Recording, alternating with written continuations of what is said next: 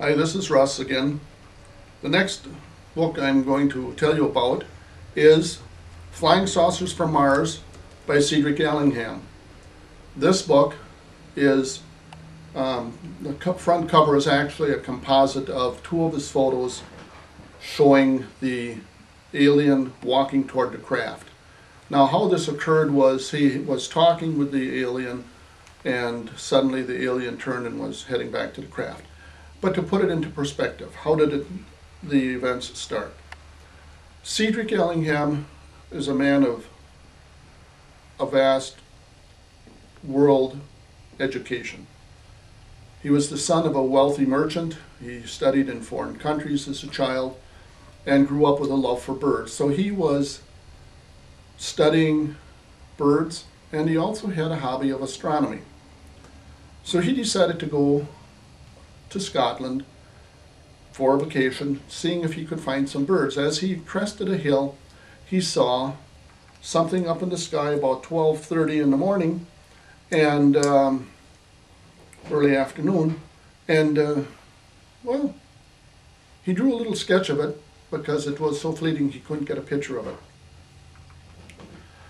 About 3:45 in the afternoon, he hung around an area hoping he might see something else. He saw a light craft approaching, and he snapped several photos of it. He also took a photo as it was descending and as it sat on the ground. And that's the first photograph, according to Cedric, of any craft sitting on the ground ever taken in the British Isles. Now, the craft was about 50 feet in diameter. The alien came out, and they talked about many things. One of the things they talked about was, well, because Cedric didn't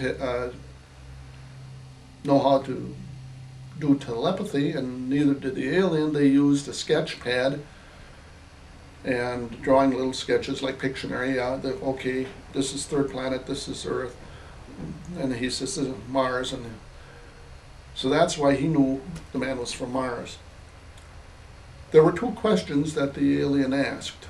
He said, "Are you planning to go to war?" And Cedric said he didn't know. The next question the Martian asked him was, "Are you planning to go to other planets?" And Cedric shook his head, yes.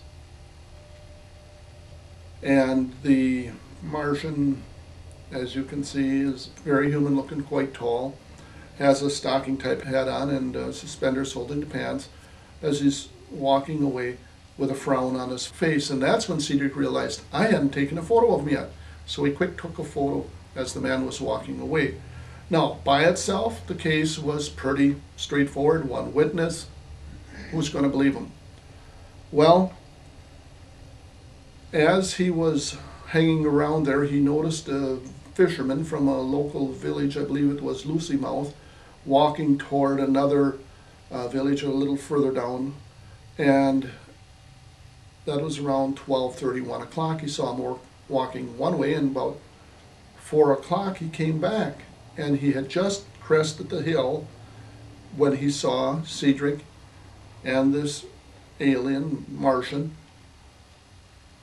talking to each other, and then the alien turned and went into the craft. The craft took off. So he signed a sheet of paper saying and describing what he saw. There was also another witness that was not the exact same day. It was two boys, the son of Dr. Derbyshire, who was a dentist in Coniston, England. And these two boys ran up a hill one day. They said, well, we're going to go on top of the hill. It's quite a high hill behind their house.